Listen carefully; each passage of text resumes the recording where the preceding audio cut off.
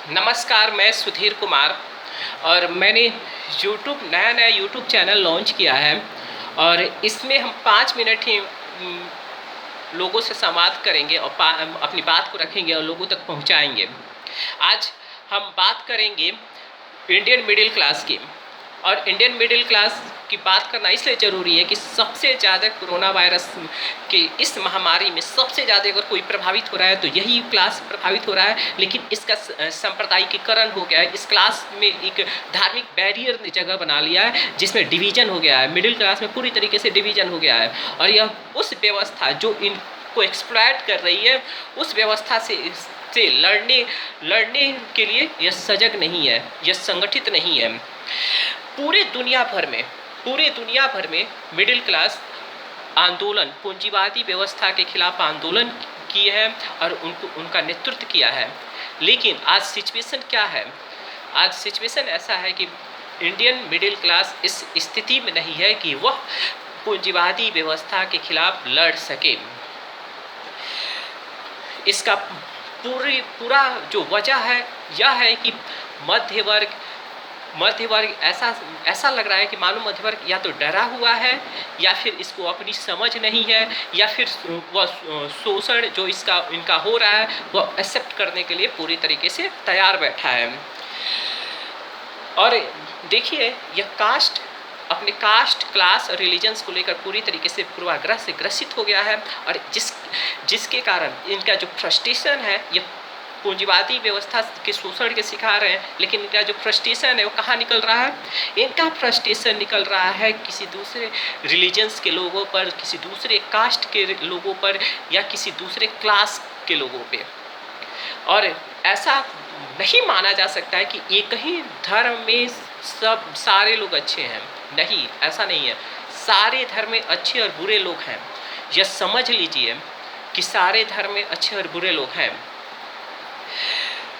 पत्रकार, शिक्षक, वकील और नौकरी पेशा वाले लोगों को मध्य वर्ग का हिस्सा माना जाता है।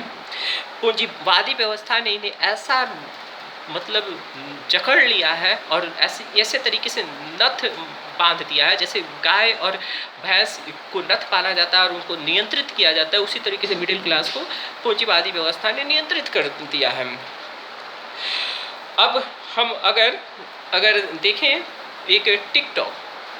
एक उदाहरण टिकटॉक का हम लेते हैं। टिकटॉक यकीनन चाइनीज ऐप है, इसमें कहीं इनकार नहीं किया जा सकता है। और टिकटॉक का एक फ़ायदा ये भी हुआ कि जो सामान्य परिवार से आने वाले लड़के या लड़कियां हैं वो लोग अपना वीडियो जो भी उनको आता है, डांस है या गाना है, जो भी है वो अपना डालते हैं और उससे वो फेमस भी होते हैं और पैसा भी कमाते हैं। तो यह चीज़ जलन पैदा कर रहा है। किसको? तो मिडिल क्लास को जलन पैदा कर रहा है। तो इन्होंने टिकटॉक को लेकर मजाक बनाना शुरू कर दिया और इनका क्या बोलते हैं, इनको नीची निगाह से देखना शुरू कर दिए। इन पर कई सारे मीम्स बनाए जाने लगे। और मैंने हमेशा देखा है कि टिकटॉक में वीडियो में बेहद गरीब और ग्रामीण परिवेश के बच्चे, युवा या युवती या कपल्स, ये लोग अपना वीडियो डालते हैं और पैसा भी बनता है इन लोगों का टिकटॉक के थ्रू। तो इसमें दिक्कत कहाँ आ रही है?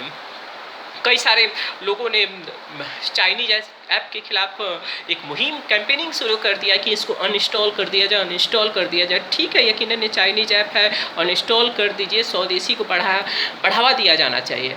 लेकिन क्या आपको जानकारी है, और आप न्यूज़ चैनल में भी देखते होंगे कि FDI के लिए रास्ते खोले जा रहे हैं। FDI, फॉरेन इन्वेस्टमेंट के लिए रास्ते खोले जा रहे हैं। यहाँ फॉरेन इन्वेस्टमेंट होगा और दूसरी तरफ एक ऐप को अनइंस्टॉल करने का मुहिम चला जा रहा है। ये कौन सा खेल खेला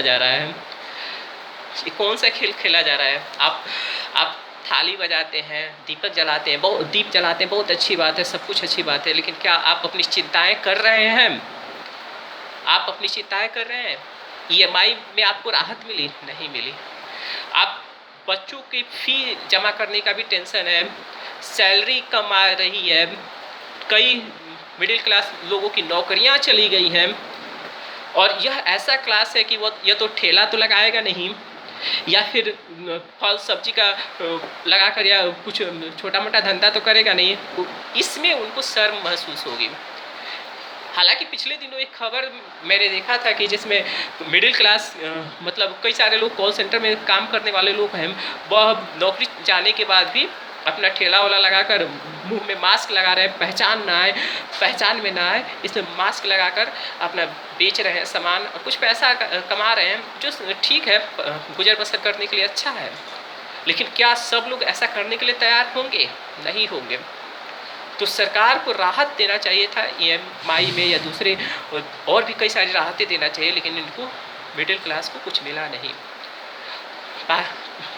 आप पाकिस्तान में रहने वाले हिंदुओं को प्रताड़ित होने पर चिंताएं व्यक्त करते हैं, लेकिन यहाँ जो इंडिया में हिंदू रहता है उनकी प्रताड़ना पर आप चिंता व्यक्त नहीं करते हैं। यह आवश्यक है कि आप अपने अधिकारों को समझें और उस लड़ें, फ्रस्ट्रेशन दूसरी जगह न निकालें। धन्यवाद। अगर यह वीडियो आपको अच्छा लगा तो शेयर भी करें और सब्सक्राइब भी करें मेरे चैनल को। फिर से एक बार धन्यवाद।